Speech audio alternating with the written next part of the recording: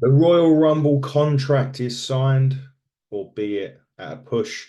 Carlito and the old LWO continue their war with the new NWO. AJ Styles is still a loner, and Randy Orton and Solo Sikoa brawl in the main event. This is the Smackdown Lowdown on the Hitting the Turnbuckle channel.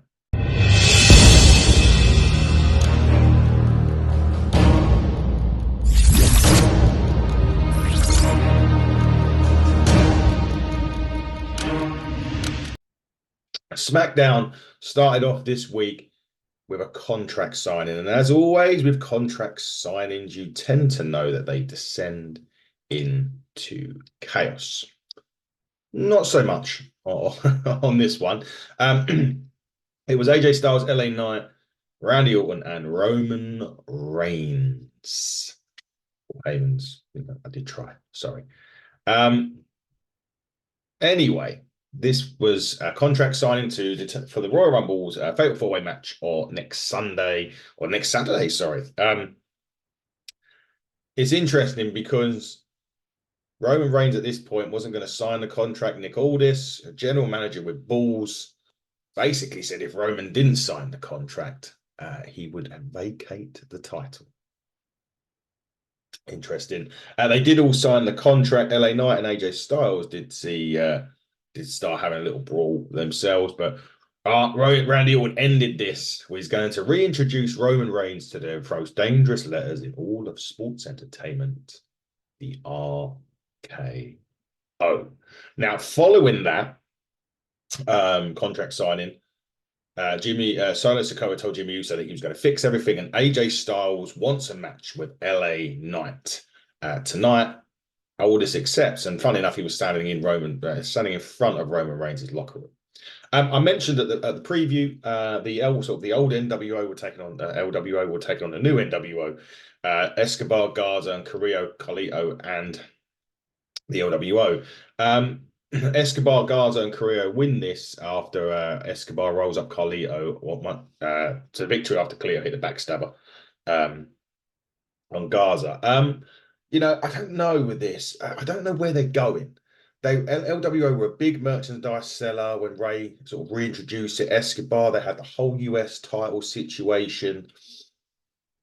And then there was always going to be a heel turn in this. Carlito got introduced to the band as well. And then Escobar turned. I thought Carlito was going to be the turn, but it was Escobar that turned over the United States Championship.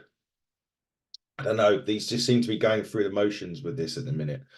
Good match. Don't get me wrong. It's fun six-man, but just, yeah, really going through the motions a bit. Not exciting enough for me, this storyline. I don't know what the payoff's going to be. Mysterio's out for a period of time, so I don't think we're going to see too much of this or the payoff until probably Ray comes back. There was a backstage with Pretty Deadly where they was getting ready to take on the British Strong Style Boys again from New Year's Revolution, so rematch. The Final Testament had the attention of Bobby Lashley and the Street Profits as well. Not to let the suits fool you because they're real monsters in the ring. Just name the time and place because they're going to show the Final Testament and what real intimidation looks like. Bobby Lashley and the Street Profits haven't really got going yet as their team. They were meant to be heels, if you guys remember. Never worked out as a heel for whatever reason. The fans were cheering them. Everyone loves them. So they've had to kind of switch that around a little bit. And now with Karrion Kross and his new team, yeah, it just seems as if it's stuttered. And now I don't know with this because Karrion Kross and his new team, you can't really have them job out too much as well because Karrion Kross has already been messed around for the last God knows how many years in WWE. And the authors of Pain have only just come back after sitting in catering for over a year. So I'm not sure if this makes sense, in terms of the feud and the storyline. Sound off in the comments below and tell us what you think. But yeah, not really a fan of this. A fan of the groups, just not a fan of them going together so early. One of the things that me and Dave talks about a lot on this show was having Pete Dunne back as the bruiserweight instead of Butch. Well, hallelujah, praise the Lord, Allah, whatever. He's back as the Bruiserweight Pete Dunne. Finally, Bruiserweight Pete Dunne and Tyler Bate took on Pretty Deadly again. He's back, old gimmick. The best gimmick for Pete Dunne was this gimmick. They win it with the bitter end. No pun intended. Ignite for last April. They win it at the bitter end. Again, it was a run-of-the-mill tag match. They weren't going to lose this at all. Was Pete Dunne or Tyler Bate? They're always going to win it. Again, it's Tyler Bates just been called up. Pretty Deadly have had injuries. I know they come back and won their first match against the Brawling Brutes prior to Ridge going to NXT and kind of splitting up with Pete Dunne a little bit in the process, which kind of moved the Butch character back to Pete Dunne. And now Tyler Bate. I'm not sure with this because there's a tag team run possible for Butch and Tyler Bate. Butch indicated last week about going his separate ways. So I'm not too sure. Again, it's one of those really interesting ones. Tyler Bate and Pete Dunne they had NXT UK. They tore the roof off the building with some of their matches that they had there. How does that reciprocate into the main roster, though? I'm not too sure because they can go with anyone. You could put him in there with the Styles, the Ortons, even Roman Reigns, and they would give him a great outing. I just don't know what the plan is, and I don't think it helps because we're going to talk about it next. That the US title is also in disarray because Logan Paul's got it. He's hardly ever there. He turns up on the Kevin Owens show next, and he does end up beating up Kevin Owens on this. At the end of it, Kevin Owens punched him in the face last time. Logan Paul basically beat him up this time. Sucker punched him and put his head into the steel ring post. I don't mind one champion. Roman Reigns, the story, the background, and he was a full-time guy. It's not his fault that he renegotiated a contract which works limited dates. That was Vince and everybody else is doing. But to have both your championships held by part-time wrestlers, for me, just doesn't work. And you've got the roster on SmackDown there that could easily have this opportunities or to have these opportunities. And I get why Logan Paul has got the United States Championship. It makes total sense. It's the stuff that he brings you outside of the WWE, which is what the WWE are looking for, that attention. He takes it everywhere he goes. He watches a boxing match. He's got the United States title on his shoulder. He goes, watch UFC. He's got this, every interview he has, he's got the United States Championship there. So I get it. I understand it. But not when you've got a part-time world champion who wrestles even less of that. SmackDown is the show right now that technically has no full-time champions. So everybody else is fighting for a place in the card, which really isn't going to get you anywhere because there's no championships to go for because the champions are part-time. I don't know. Again, sound off. Let us know what you think about it. There was an interesting stare down after this. I mean, we went back to the Bloodline locker room and it's got to be, Reigns like this has got to be sorted out, blah, blah. Solo steps up and kind of gets into Roman's face a little bit. Those two always have interesting stare downs. Now, obviously, Roman has basically said that the tribal chief in waiting is Solo Sikoa. When these two have stare downs, there is already that big fight or a big fight feel to it, even though they're not going to have a fight yet. And the Solo they stood up, they stared down each other, and Solo was like, I'm going to sort this. But those stare downs are really interesting, and they keep getting a bit more intense and more intense and more intense, and you're just waiting for that moment because you know it's coming when they're going to explode, and you can't wait for it. Didn't happen on SmackDown, won't happen for a while, but it's going to be very interesting.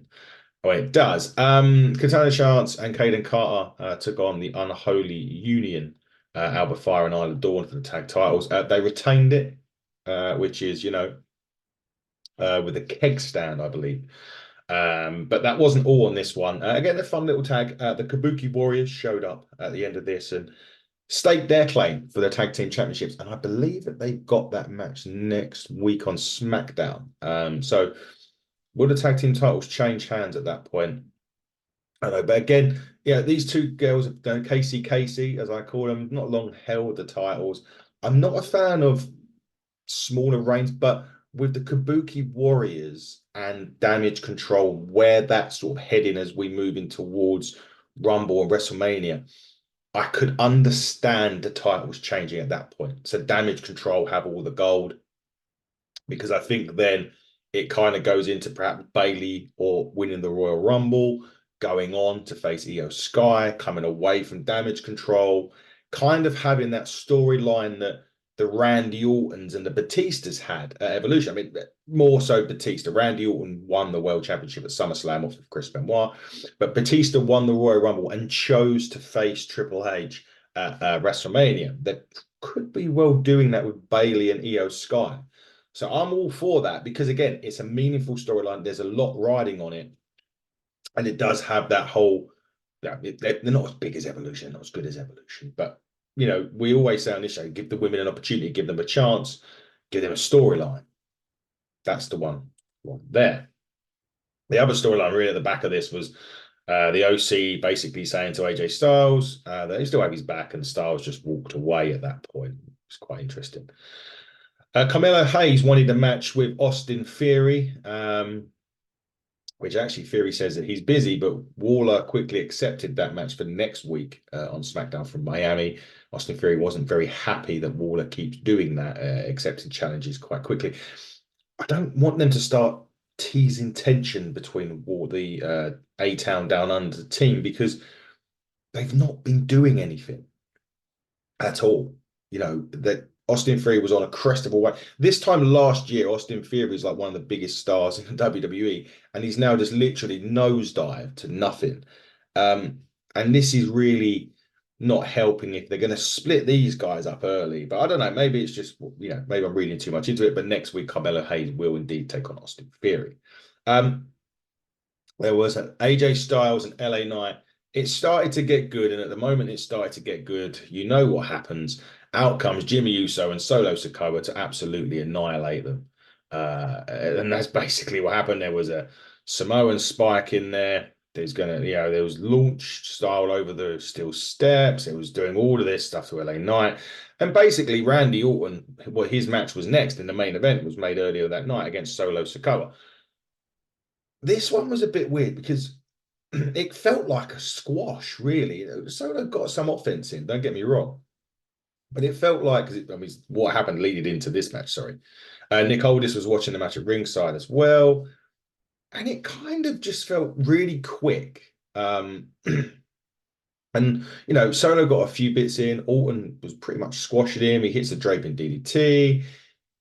He prepares for the RKO. LA Knight come back and attack Jimmy Uso from behind. Then he also ran into a hand from AJ Styles. Styles whips Jimmy into the LED stage. Solo then goes for the Samoan spike, but Orton hits the RKO for the victory. And then AJ Styles and LA Knight started fighting. Orton beats them and hits the RKOs on both of those, and then turns around into Roman Reigns' Superman punch. Roman Reigns steadies himself, ready for the spear, and as he launches into the spear, Randy Orton hits the RKO on Roman Reigns to end the show.